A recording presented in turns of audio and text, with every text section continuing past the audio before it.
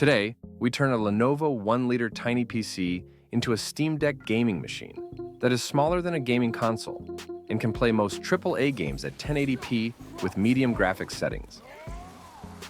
In this setup, I chose a very well-priced single-slot low-profile GPU, the Dell AMD Radeon RX6500, to install on the Lenovo ThinkCentre M90q Gen 1. The Lenovo ThinkCentre M90q Gen 1 that I have comes with an Intel Core i5-10500T with 6 cores and 12 threads, 16 gigabytes of RAM, and a 1 terabyte NVMe SSD. For the GPU, I have a Dell AMD Radeon RX6500. I've never seen this GPU model from another brand, but I found it on eBay for a very cheap price, less than $100. Based on the specifications from GPU-Z, this GPU has 1,024 cores, based on AMD's RDNA 2.0 architecture, with the Navi 24 graphics processor, and 4 gigabytes of GDDR6 memory. I think this GPU should be faster than the RX6400 since it has more cores, so we'll find out in this video.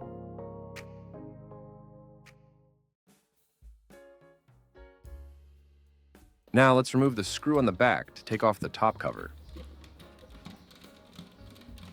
The Lenovo ThinkCentre M90q top cover has ventilation for the GPU. I think we will get better performance compared to its older version, which either doesn't have ventilation or has a small one. If you also want to install a GPU on your Lenovo Tiny PC, make sure your PC has the chipset heatsink. It's crucial to prevent the system from throttling due to the motherboard temperature getting too hot, as it's located right below the GPU. For the same Lenovo Tiny series, only the M90q and P340 Tiny have PCIe slots. If you would like to get one, make sure you choose these models. Here I have two M.2 SSDs installed with 1 terabyte each. I've installed Bazzite OS on a WD Blue in the first M.2 slot and added another M.2 SSD with preloaded Windows 11 OS, so this system can run as dual boot. And I have 16 gigabytes of RAM installed.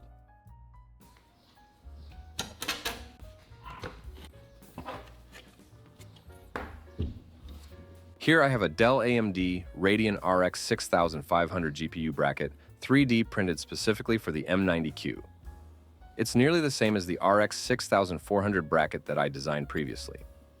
The RX6400 has one DisplayPort and one HDMI port, but this Dell RX6500 has 2 DisplayPorts and doesn't have an HDMI port. I didn't need to design a new bracket. I just made a slight adjustment to the old RX6400 design to make it fit the RX6500. I measured the ports on the RX6500 and found that the port location needed to move to the left by 2.7 millimeters. So, I deleted the HDMI port, copied the DisplayPort to replace it, and moved the port and screw hole 2.7 millimeters to the left to make it fit the RX6500.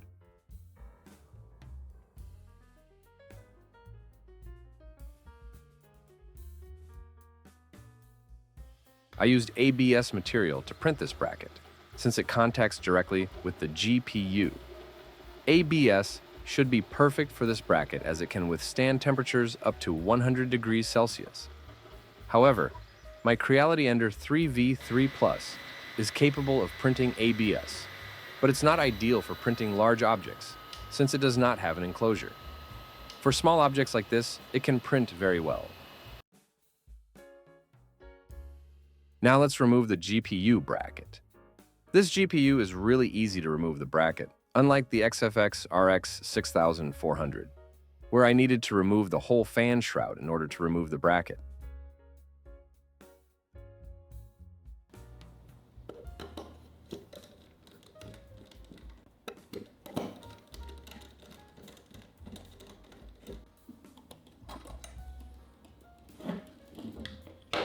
To install a PCIe expansion card, we need a PCIe by 16 riser card. If you buy a new Lenovo Tiny PC with a PCIe expansion card, you should get this riser adapter. However, if it does not come with one, you might need to purchase it separately. Also, if you buy a used Lenovo Tiny PC, like from eBay, you should ask the seller for this riser. It could cost over $20 to buy it separately. Now, let's install the 3D printed GPU bracket. If you would like to get the 3D model file to print your own, please check the video description. I've included the link to my 3D design model file for this bracket. I have adjusted this model file and tested it many times so it should fit the GPU and the case without any misalignment. This ABS printed object can withstand high temperatures, but it is fragile since I printed it at a lower temperature. Therefore, I need to screw it in lightly to prevent it from cracking. I designed the screw hole for the bracket with a 2.8mm diameter, so I can install the screw directly without using female insert nuts. However, it is a bit harder to screw into the hole. So, if you want to use a female thread insert nut, you can resize the hole to 4.7mm and use the insert nut to make it easier to install the screw. Now that I've successfully installed a GPU on my Lenovo Tiny PC with a secured bracket, it still looks small. Lenovo has done an excellent job with this Tiny PC design, probably making this series one of the few that allows us to install a dedicated GPU like this.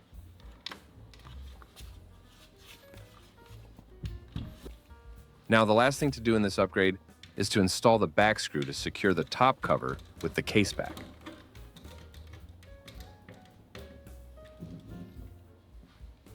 Alright, now I have a not too powerful gaming machine, but probably the smallest one that I can bring along with me anywhere. The next thing to do is install the Linux Bazzite OS. With the RX6500 GPU, it will support AMD FSR and ray tracing. By enabling FSR, I think I should get better gameplay FPS with this little tiny machine. As I mentioned earlier, this PC has dual OS, so you don't need to complain about why Bazzite OS and Windows 11 OS. This PC has both. Now I'll show you how I managed to install Bazzite OS on this PC to play Windows Steam games on a Linux machine. On what hardware are you choosing? I chose desktop PC. On who is the vendor of your primary GPU? I chose AMD. On what desktop environment do you prefer? I chose KDE because I love how it looks like the original Steam Deck. On do you want the Steam game mode? I chose yes. Remember, you need to pre-configure these parameters before you download and install the Bazzite image on your PC.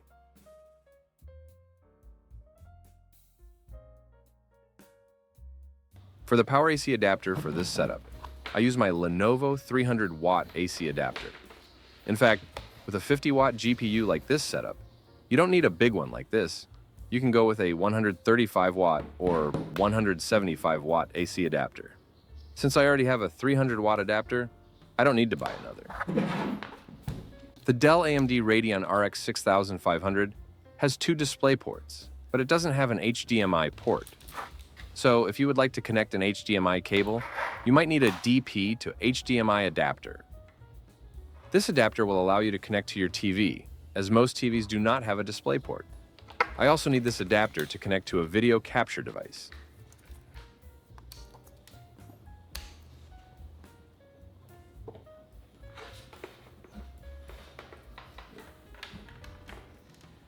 Now let's turn on the PC.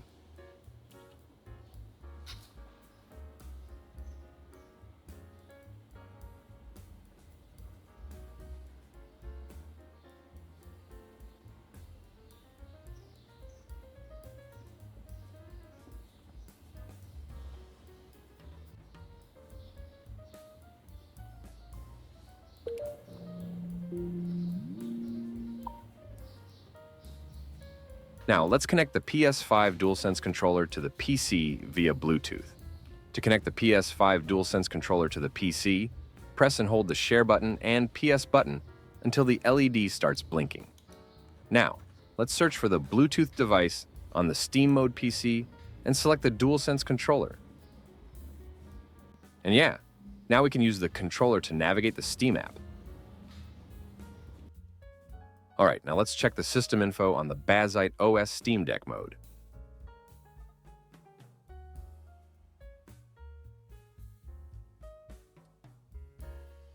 Here we have an Intel Core i5-10500T installed with 6 cores and 12 threads, 16 gigabytes of RAM, and an AMD RX6500 with 4 gigabytes GDDR6 VRAM installed. Now, the first game I would like to test in this video is Hogwarts Legacy. I set the graphics preset to medium and turned on FSR. The gameplay achieved over 60 frames per second and sometimes spiked up to 100 frames per second in lighter scenes. If you have watched my previous video about testing gameplay with the Dell Radeon RX6500 on my Windows 11 with PCIe 4.0, the FPS doesn't seem too different.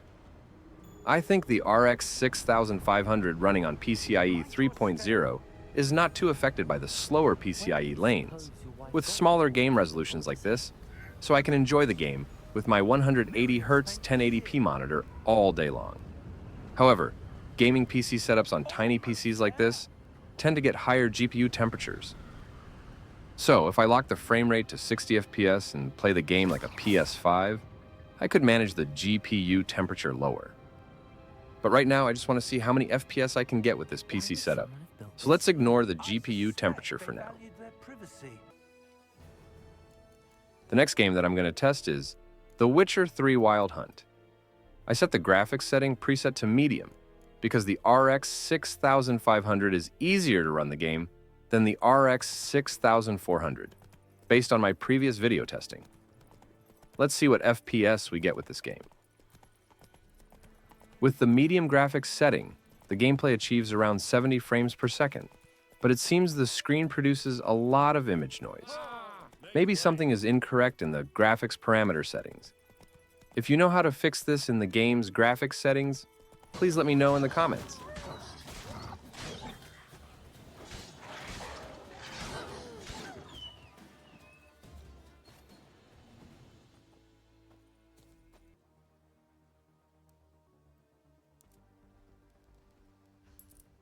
Now let's try Counter-Strike 2.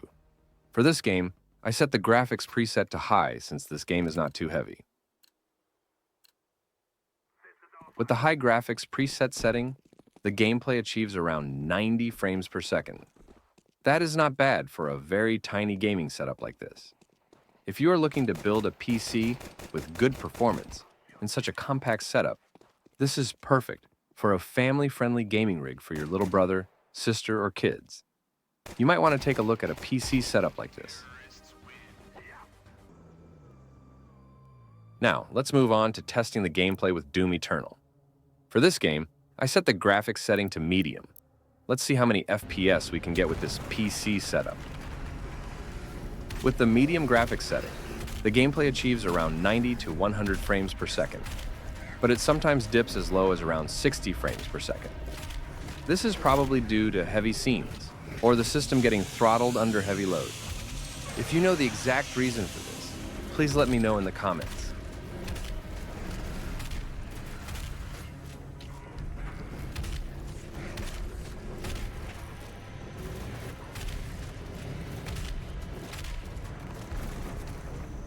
Now, let's try Stray. If you are a cat lover, you might love this game. For this game, I set the graphics setting to medium.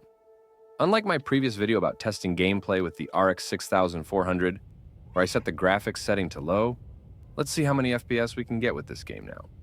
With the medium-high mixed graphics setting, this gameplay achieves a decent FPS, which is around 80 FPS. In my other video, where I tested this game with the RTX 3050 low-profile 6GB, it achieved very similar FPS with the same graphics setting. So, the RX 6500 might be the next level of the RX 6400 for sure.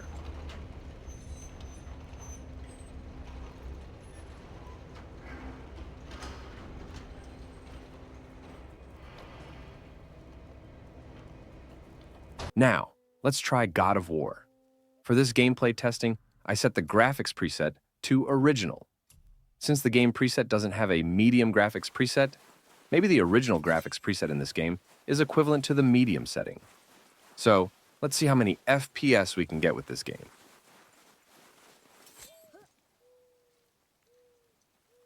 With the graphics preset set to original and AMD FSR 2.0 set to quality, this game achieves around 60 to 70 frames per second.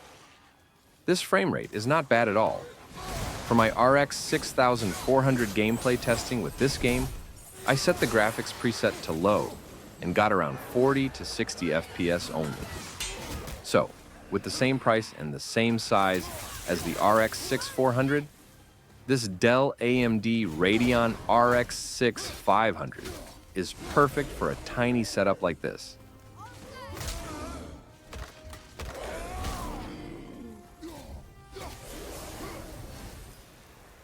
They were pretty weak. Now, the last game for this video gameplay testing is Resident Evil 4 Remake, one of my favorite games so far. For this gameplay testing, I set the graphics preset to performance mode with 1080p resolution, the same as my RTX 3056GB low profile and RX 6400. Let's see how many FPS we can get with this game. With this game and the graphics setting, the gameplay achieves nearly 100 frames per second so far.